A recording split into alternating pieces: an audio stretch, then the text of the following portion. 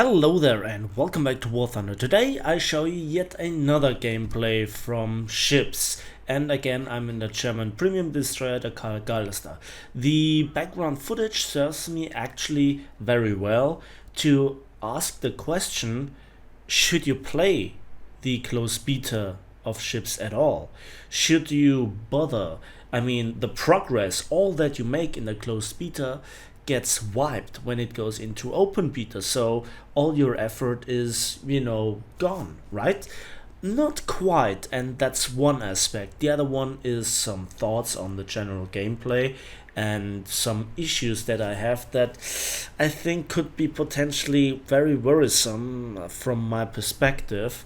And of course, opinions may vary, but at least make the points. You can discuss if those points are valid or not, if they're an issue at all, or if it's my usual, seeing everything in a bad way.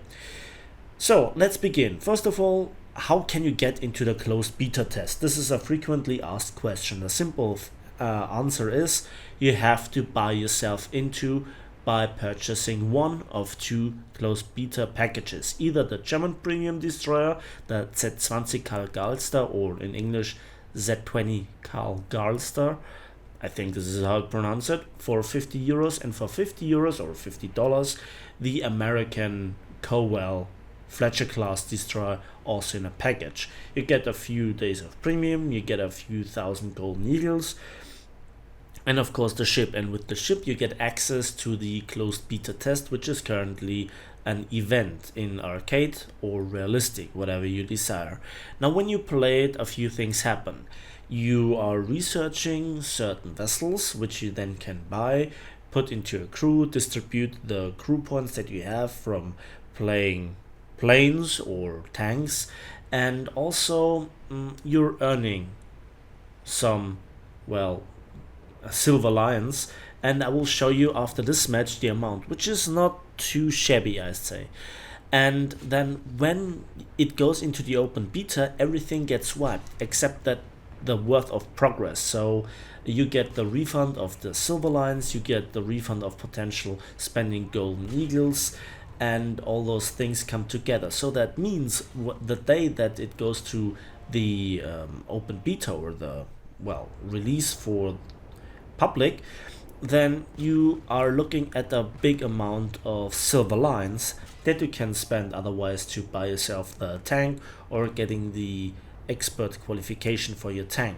So that is one aspect. The other one is you already have gathered experience that nobody can take away from you. You know the maps, you know how the maps play out, you know how to take out enemies, and how to play the ship at its best to use the usual strength and weaknesses of vessel type, or also how to become a better player, positioning, situational awareness, teamwork. And what I do right here is sticking with my team, singling out the enemy team members, and putting them under more or less effective fire. At the moment it's not that effective, but this will change in a moment.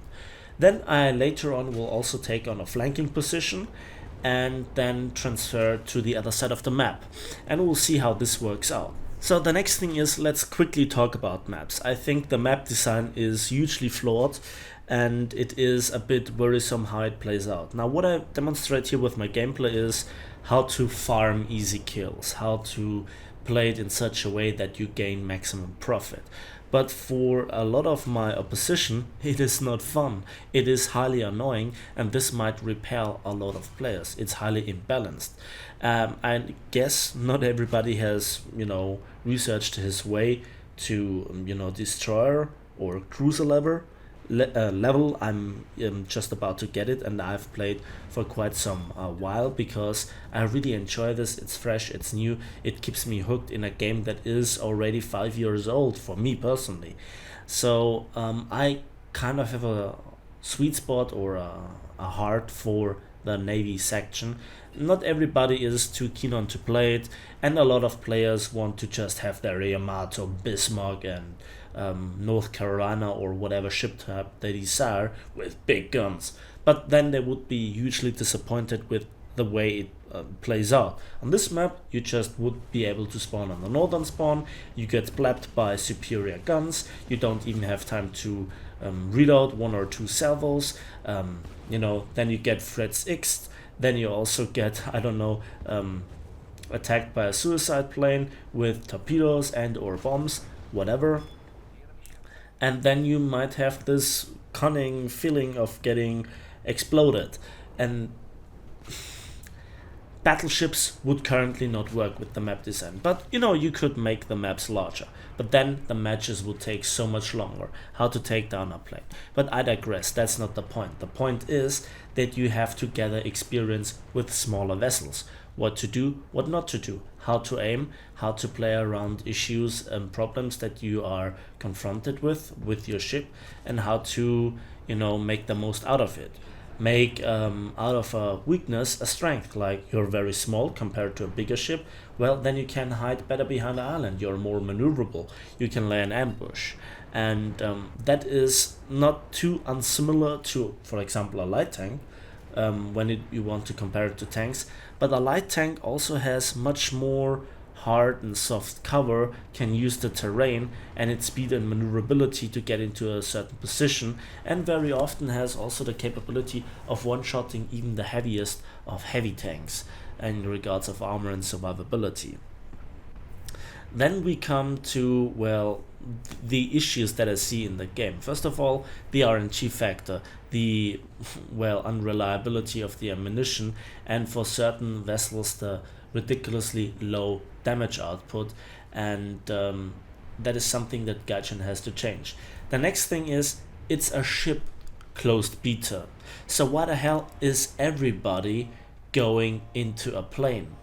I know it's fun at times to torpedo somebody, to try out the Fritz X, but a lot of people are using their fighters to go in and try to do their best.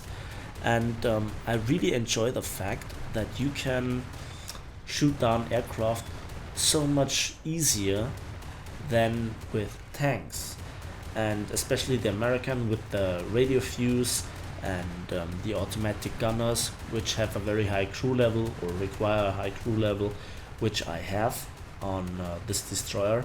But I don't shoot down a single plane in this match, and there are not that many planes in comparison to other matches. So I had the pure ship on ship, well, feeling, enjoyment, and I think this is what I want to show. Yes, I might be a bit outdated here with my lineup thoughts or what, but actually lineups make more sense with ships than they make with tanks. But eventually it will also turn out that a lot of people want to bypass the intended fighting and just do the spawn camping, like some of my team want to do early on. They want to go behind the spawn and then blab the ships.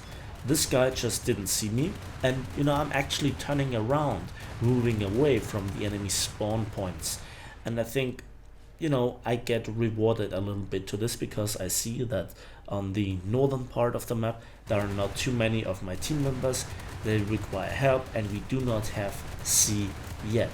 And I also, when I turn away from enemy ships, I make it less likely that I get torpedoed, which is another very important factor.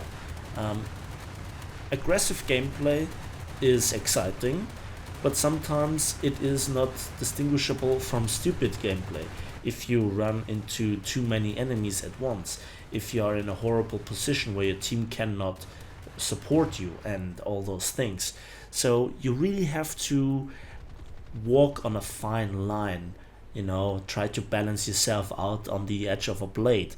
High risk reward is here the word, I guess.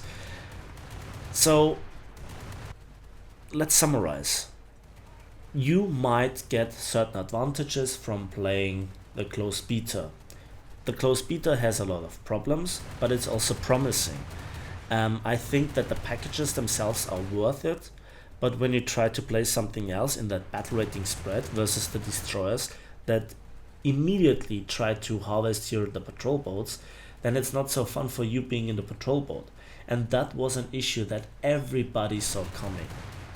And I think This is the usual thing. Gaijin seems to have written the map design into stone.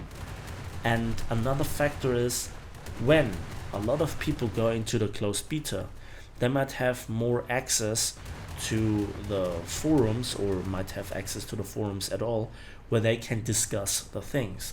The next thing is taking the aim. Watch this shot. I have all the time that I need, and one salvo is enough to take out the crew. He was already damaged because I blew up his ammo rack before, and so I knew that the front section is more or less saturated, and it's the rear section that I need to aim. I wanted to go for the ammo rack, but instead I took out the crew. Well, a kill is a kill, but I actually didn't take him down the way that I wanted because my aim was not good enough to hit the ammo rack. The next thing is, don't be too mad if a plane drops a torpedo and gets the kill, because as you can see, 7 kill assists, that adds up as well in the long run. You get crew experience, you get experience for the ship, for the research, you get silver lines for that, and you get much more, well, activity in the match. So as we'll see later on, it pays off. A lot of action dealing with your the enemy team overall, and to shoot multiple enemies at once. Here we can see one downside. This guy here is heavily damaged, this destroyer, and while I destroyed here the patrol boat actually launched torpedoes, and I turned in too quickly and my engine got hit, so I'm down to half horsepower. I cannot finish off the destroyer by blowing up the ammo rack, and the remaining 6% of the crew is actually now protected by a rock, while the other destroyer is also pummeling me. And I wanted to take this torpedo to the bow, but I didn't really maneuver with my ship correctly and was preoccupied, and so I died in the last few seconds to a torpedo that didn't hit the bow center on, but actually hit near my ammo rack, and so I blew up. But that was just seconds before the match ended, and here we can see nearly 70,000 silver lines and 5,200 research points for the ships. So that means actually I get overall silver lines after it gets into the open beta. Now for me that is not really relevant, but a lot of people struggle with golden eagles and silver lines, so at least that's a problem solution for silver lines in the long run. So to answer the question if it is worth playing the closed beta of ships, I'd say yes, but you know, opinions may vary, and I hope you give me your comments, your thoughts in the comment section to know if or if not it is worth playing that for you. Now again, I know the progress will get wiped, but I think that your own experience, your knowledge about the map, the enemies, the various different playstyles and ships is a big advantage when it gets then in the open beta, and then you know already which ship might be worth going for and which one you might skip with the current research idea that Gaijin has. Yeah, there are so many things that I have to learn. I'm excited about this test. I'm excited how it will play out, what Gaijin will come up with, what the community actually will bring in, aside from I want my Yamato calls. You know, I think the game has huge potential. On the one side, I'm worried that Gaijin can throw it. On the other side, Gaijin has come up with things that I didn't expect.